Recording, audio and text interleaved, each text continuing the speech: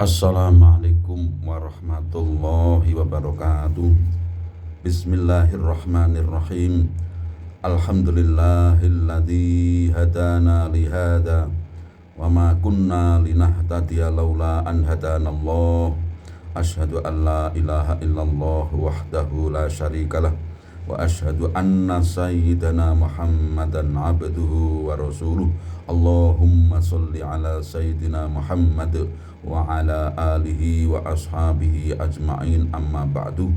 Mitra Persada FM yang dirahmati Allah, mudah-mudahan kebahagiaan diberikan oleh Allah kepada kita, saya dan mitra Persada dimanapun. Marilah kita meningkatkan kebaikan,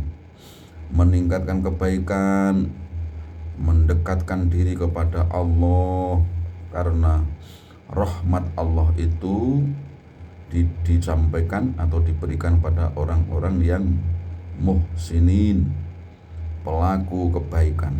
Inna rahmatallahi qaribum minal muhsinin. Rahmat Allah itu sangat dekat dengan pelaku kebaikan. Hari ini kita mempelajari tafsir Al-Jalalain sampai kepada surat Yusuf. Ayatnya ada mi'atun wa ihta asyrota ayatan, 111 ayat. Surat Yusuf termasuk surat Makkiyah, surat yang diturunkan sebelum Kanjeng Nabi hijrah ke Madinah. Karena kita tahu bahwa ayat Al-Quran yang berisi kisah termasuk kisah para nabi itu kebanyakan adalah Makkiyah, diturunkan sebelum Nabi hijrah. Artinya ketika Nabi berdakwah di Makkah. Nabi berdakwah di Makkah itu 13 tahun.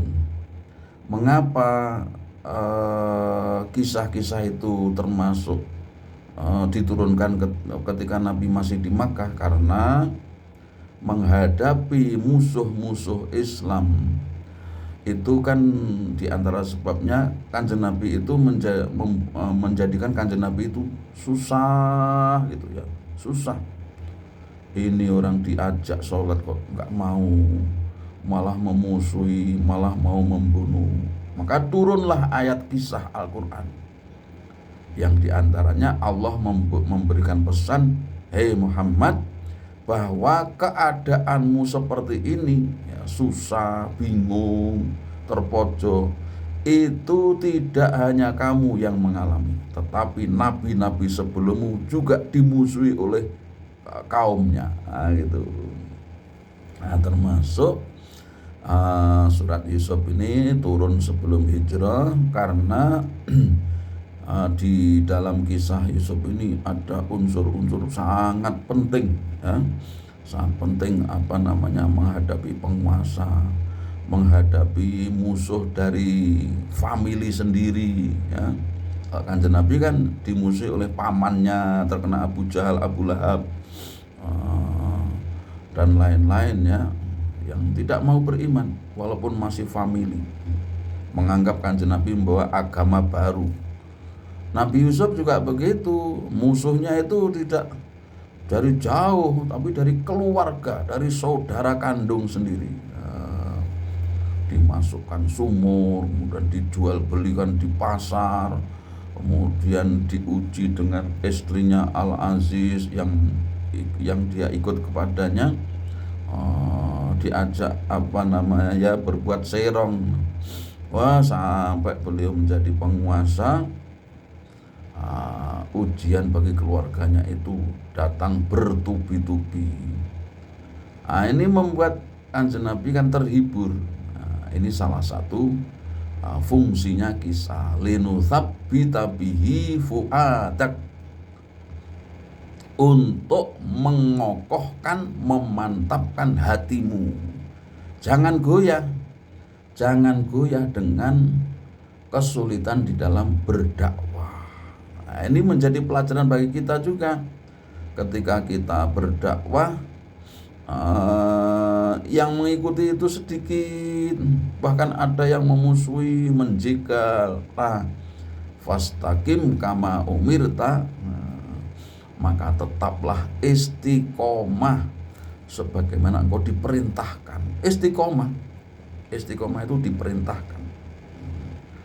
Kalau nanti sudah istiqomah, maka insya Allah diberi karomah. Jadi karomah itu ya tidak usah dicari, tetapi istiqomah saja, karena istiqomah itulah yang diperintahkan. Fastaqim pakai fi'il amar, istiqomahlah, maka istiqomahlah. Nanti Allah memberi sendiri. Bismillahirrahmanirrahim. Alif lam ra, tilka ayatul kitabil mubin. Alif lam ra, Allah ta'ala Gusti Allah iku a'lamu luweh ngudanani bimuradi kelawan kersane alif lam ra, kersane maknane alif lam ra. Bidzalika kelan mengkono lafaz alif lam ra. Ini kebanyakan ulama menafsirkannya al-huruf al-muqatta'ah, huruf-huruf yang berada di awal surat. Ini ada kurang lebih ada berapa? 27 surat ya, yang diawali dengan huruf muqatta'ah. Alif lam mim Al-Baqarah, alif lam mim As-Sajdah juz 21, alif lam mim surat Al-Ankabut juz 20 dan seterusnya. Yasin ya, juz 22 sama 23, Shad juz 23 dan seterusnya. Toha juz 16. Nah, ini surat Yusuf diawali dengan alif lam ra.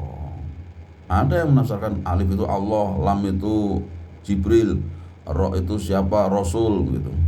Tapi para ulama kebanyakan Allahu a'lamu bimuradi. Ada lagi peneliti yang baru yang menjelaskan bahwa setiap surat yang diawali dengan huruf muqatta'ah itu berisi tantangan. Diawali dengan huruf muqatta'ah, piye to maksudnya? Itu berupa tantangan bagi orang Arab.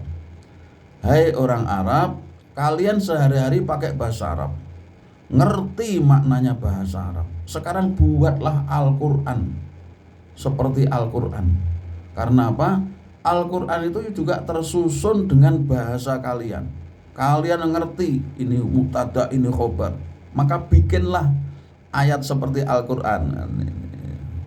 Jadi apa? Tantangan wahai manusia, bahkan kulla ini jitama'atul insu wal jinnu ala la ini tamadil ins wal jinnu ala ayyatu bimithli hadzal qur'ani la ya'tuna bimithlihi walau kana ba'dhum li ba'din dhahira. Itu ya di surat Bani Israil, surat Al-Isra juz 15. Katakan Muhammad, seandainya manusia dan jin itu berkumpul saling membantu untuk membuat seperti Al-Qur'an, la ya'tuna bimithlihi, mereka tidak bisa mendatangkan seperti Al-Qur'an itu. Wis dinas kaya ngono kuwi. Bahkan ditantang qul fa'tu bi suratim mim mislih, atau fa'tu bi suratim mim mislih. Ada lagi juz 12 itu qul fa'tu bi asri suwalim mislih, 10 surat saja. Nah, ini yang satu surat aja tidak bisa, apalagi 10. Apalagi di surat Bani Israil, surat Al-Isra itu seluruh Quran mislihi. Ya sudah dinas, tidak akan bisa. Fa illam taf'alu walan taf'alu fattakun nar. Kalau kalian tidak bisa melakukannya dan walan taf'alu, tidak akan bisa membuat seperti Al-Quran, ya sudah selesai. Manusia tidak mungkin menirukan. Maka orang Arab itu biasanya kalau mau mengingatkan temannya atau saudaranya atau orang lain pakai huruf muqatta'ah, ha, ya, gitu ya. Ini pakai alif lam ra. Ingatlah bahwa Al-Quran itu tersusun dari huruf-huruf muqatta'ah, huruf-huruf hijaiyah seperti itu disusun maka menjadi ayat. Sekarang kalian mengenal bahasa Arab, sehari-hari kalian ngomong bahasa Arab, buatlah seperti Al-Quran. Ternyata tidak bisa. Inilah menunjukkan bahwa Al-Quran itu bukan buatan Muhammad, bukan buatan manusia, tetapi ciptaan Allah Subhanahu wa ta'ala. Tilka hadhil ayatu, tegese ikilah ayat, iku ayatul kitabi, piro-piro ayate kitab, ayat Qur'ani tegese ayat Qur'an. Wal idhofatu bimakna man, bimakna min ya. Jadi idhofah pada lafaz ayatul kitabi itu bimakna min. Jadi ayat-ayat dari Alkitab, tegese ayat-ayat dari Al-Qur'an, al-mubini kang pertelo, al-mudhiri kang ngatonake, lil haqi ketuwe barang hak, minal batili saking barang batal.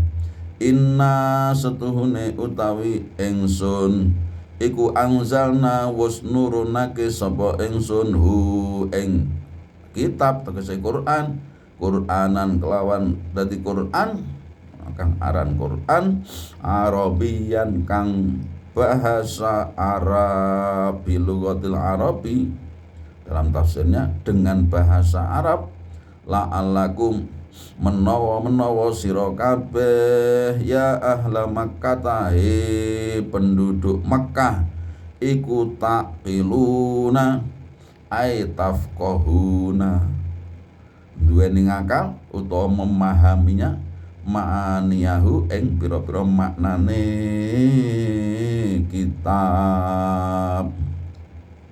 Jadi di antara ciri-ciri surat yang diawali dengan al-huruf al-muqatta'ah, huruf hijaiyah seperti alif lam ra, alif lam mim, yasin, itu umumnya ayat keduanya itu menjelaskan tentang keagungan Al-Quran.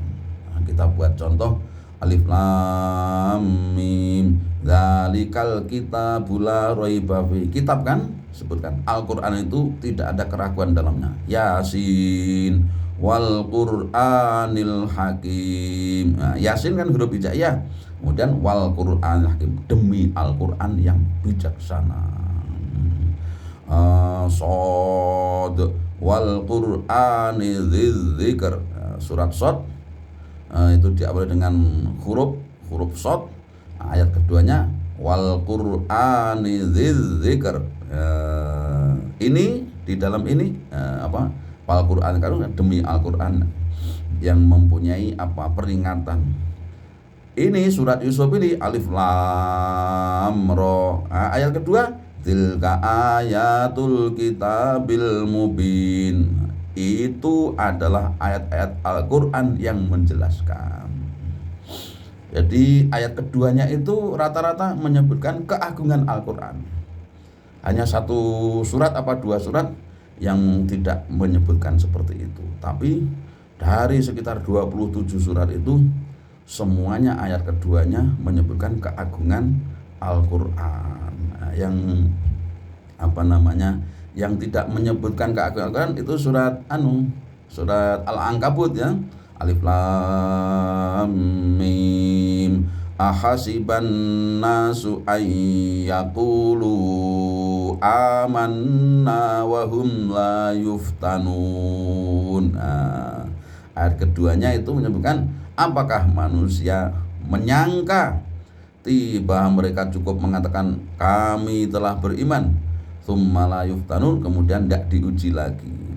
Ya pasti diuji. Ujian itu untuk memantapkan keimanan, untuk menguji apakah imannya kuat atau tidak.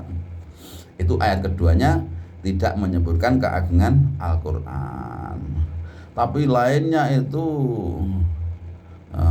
alif lam ra, tilka ayatul kitabil hakim ya, surat Yunus ya, juz 11 itu. Kemudian surat Asy-Syu'ara, tilka ayatul kitabil mubin setelah alif lam mim. Ini menceritakan kepada kita tentang keagungan Al-Qur'an.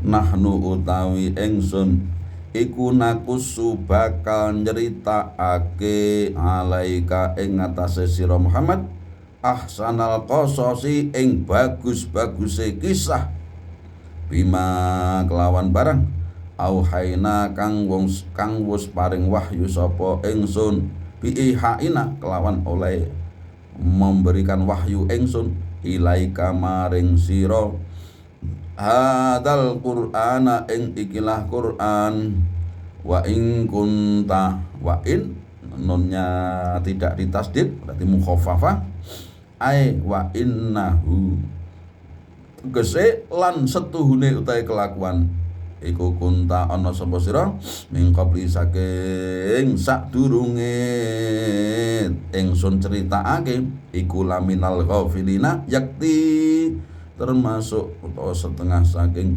wong-wong kang lali, orang yang belum tahu. Kami akan menceritakan kepadamu bagusnya kisah yang paling bagus dalam Al-Quran, yaitu kisah Yusuf alaihissalam. Jadi kisah Yusuf itu adalah satu-satunya kisah yang lengkap, yang urut dan dalam satu surat, dan suratnya pun dinamai dengan surat Yusuf. Kalau Nabi Ibrahim kan tersebar di 35 surat ya, 35 surat. Nabi Musa juga begitu bertebaran, di Al-Baqarah ada, di surat Al-Qasas ada ya.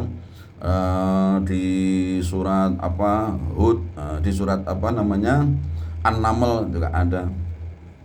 Jadi tersebar. Tapi kalau kisah Nabi Yusuf ini menyatu dalam satu surat, dan suratnya pun dinamai dengan surat Yusuf. Nabi Yusuf itu putranya Nabi Yakub. Nabi Yakub itu putranya Nabi Ishak. Nabi Ishak putranya Nabi Ibrahim. Jadi Nabi Ibrahim punya putra Nabi Ishak, punya putra Nabi Yakub, punya putra lagi Nabi Yakub ini Nabi Yusuf alaihissalam, di antaranya Nabi Yusuf alaihissalam. Sedangkan Nabi Ibrahim punya anak Nabi Ismail, itu keturunannya yang jadi nabi adalah Rasulullah sallallahu alaihi wasallam. Al-Qur'an menyebutkan bahwa Nabi Yakub ya, saudara lain ibu dengan Nabi Nabi Ishak ya. Nabi Ishak putranya Nabi Ibrahim itu punya saudara lain ibu, yaitu Nabi Ismail. Itu Al-Qur'an menyebutkan biulamin alim, dengan anak yang pinter, yang cerdas, itu untuk Nabi Ishak.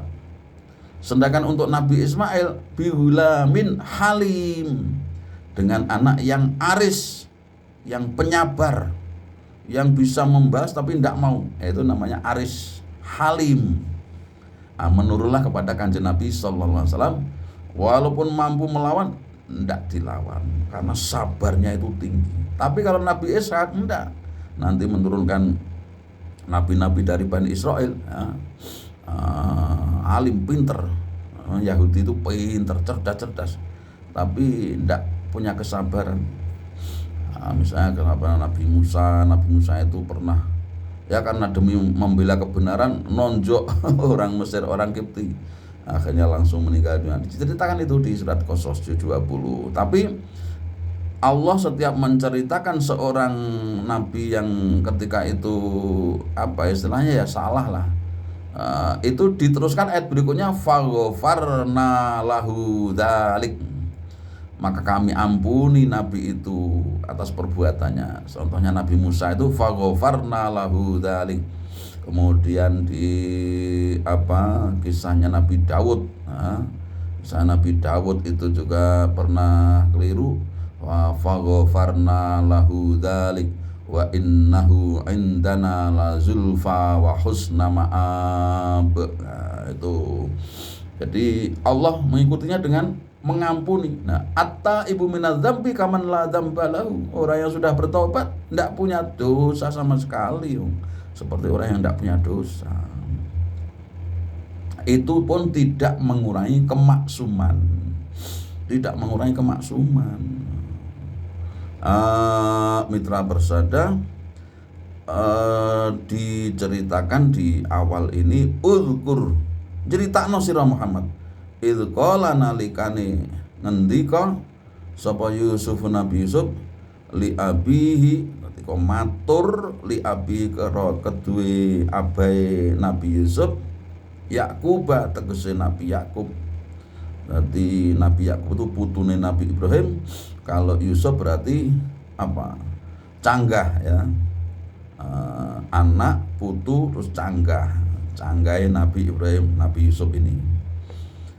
Ya abati, duh bapak kesayangan kulo. Jadi kalau ya abi itu hanya ayahku gitu. Tapi kalau ya abati itu ayah yang aku cintai, ayah kesayanganku. Ini Al-Quran mengajarkan begitu. Kalau memanggil ayah itu ya yang sopan. Demikian juga ayah atau orang tua atau ibu manggil anak juga, kalau sayang, nak, itu le, itu. Jangan disebutkan namanya. Kalau manggil namanya itu kurang bagus. Al-Quran mengajari ya abadi, kalau anak manggil ayahnya. Kalau orang tua manggil anak ya bunaya, he anak cilik ngger engsun. Ada kata-kata ngger itu menunjukkan sayang. Itu dikomunikasi Nabi Ibrahim dengan ayahnya. Waduh, di surat Al-An'am ayat 74 atau surat Maryam itu yang panjang itu, ya abadi itu sampai 4 kali. Ya abadi, lima tak budu ma la yasma'u wa la yubsiru wa la yughni anka syai'a. Ya abadi inni qad ja'ani minal ilmi ma lam ya'tika fattabi'ni ahdika siratan sawiyya. Ya abadi la ta'budus syaiton innas syaitona kana lirrahmani asiyya. Ya abadi inni akhafu ayyamassaka adzabum minar rahmani fatakuna lisyaitoni waliyya. Jadi sampai 4 kali ya abadi, hei ayah kesayanganku. Ini adab komunikasi yang mengesankan. Jadi teluk jangkar. Bapaknya misalnya apa jenis Ahmad, Mat. Anak nyeluk bapaknya Mat, ya ayah, ya, atau bapak, atau Romo, abah, ya gitu. Bil kasri kelawan kasra dilalatun ala ya il idhofah al mahdhufah, wal fathu dilalatun ala alif mahdhufatin kulibat alil ya. Yaitu penjelasan dari nahwu sorof. Ini setuhune kula, duh abah, setuhune kula niku iku raaitu semerep sapa kula fil manami ing dalem tilem, tegese ngimpi, ahada asyara ing 11 apane kaukaban lintange 11 bintang, wasyamsalan srengenge, wal qamar lan rembulan. Ra'aitu weruh sapa kula tegese ing dalem ngimpi hum ing iku mau 11 lintang lan ditambahi srengenge karo bulan, tak kitun dadi penguat limarang esun sajidina ing padha sujud kabeh. Dadi aku melihat di dalam mimpi ya itu ada 11 bintang, kemudian matahari, kemudian bulan itu pada sujud kepadaku, datang kula. Nah, ini nanti ada takbir mimpi. Nanti di kemudian hari, di ujung-ujungnya kisah ini 11 saudaranya Nabi Yusuf itu semuanya akhirnya itu minta maaf dan patuh. Yang semula menyiksa Nabi Yusuf, masukkan ke sumur. Wah, pokoknya itu karena apa? Karena iri. Ya, pangkalnya adalah dengki. Dengki dari mana? Karena Nabi Yakub ini sangat sayang kepada Nabi Yusuf. Maka disinilah orang tua tidak boleh memperlakukan anak itu berbeda. Wes sangu ora padha ora apa-apa pancen ya butuhe ora padha. Sing kuliah karo sing si MI kan ya ora padha sangune perlakuannya. Tapi dalam hal yang lain harus adil.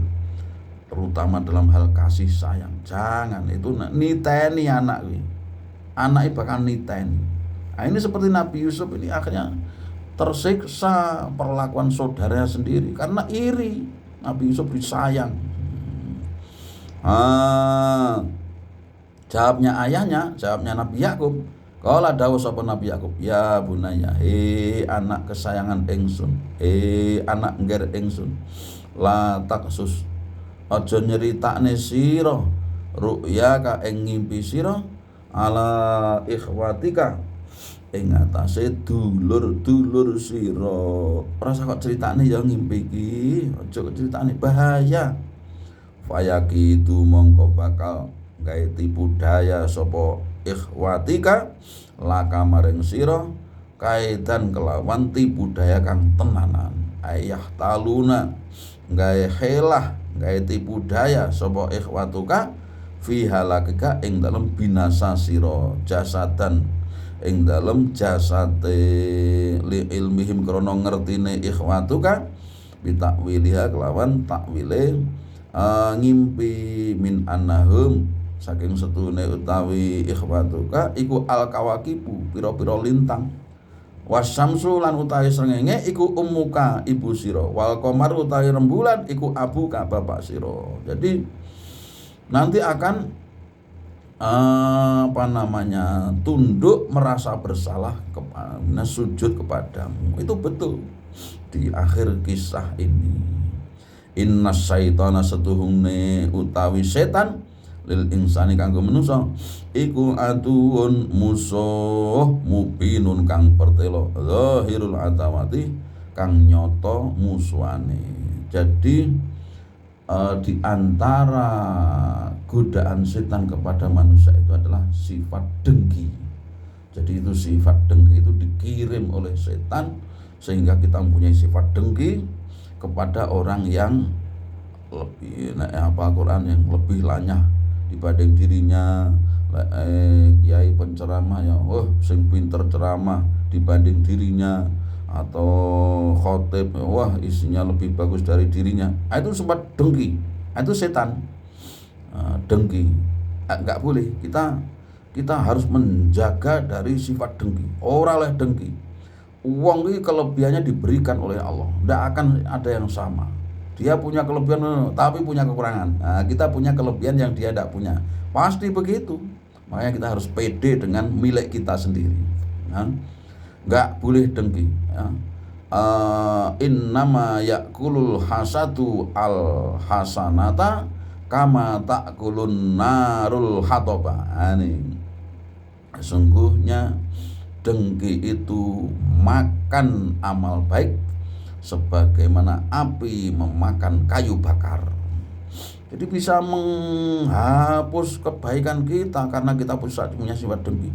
Dan dengki itu kalau sampai jahat betul, sampai membunuh, sampai memutilasi, sampai menghilangkan nyawa, hanya dengki saja. Tonggone sugih kene ra sugih panas, tonggone tuku motor anyar kene panas, tonggone tuku TV kene panas. Ora usah panas. Panas ora nek sing ngendangi. Sakit ndak ada yang menjenguk. Enggak usah panas. Ingatlah Allah pasti mengirim rezeki yang memang jatah kita. Jadi ya rasa penyakit itu akan menjadikan fisik kita menjadi sakit. Karena penyakit dalam diri dan merembet ke penyakit fisik. Nah, kita jaga kesehatan kita, tidak usah dengki. Nah, itu. Mudah-mudahan mitra persada dijauhkan dan termasuk saya dijauhkan dari sifat dengki sehingga hidup kita ini menjadi bahagia, nyaman, tenang, senang, periang dan seterusnya. Amin ya rabbal alamin. Wallahul muwaffiq ila aqwamit thoriq. Wassalamualaikum warahmatullahi wabarakatuh.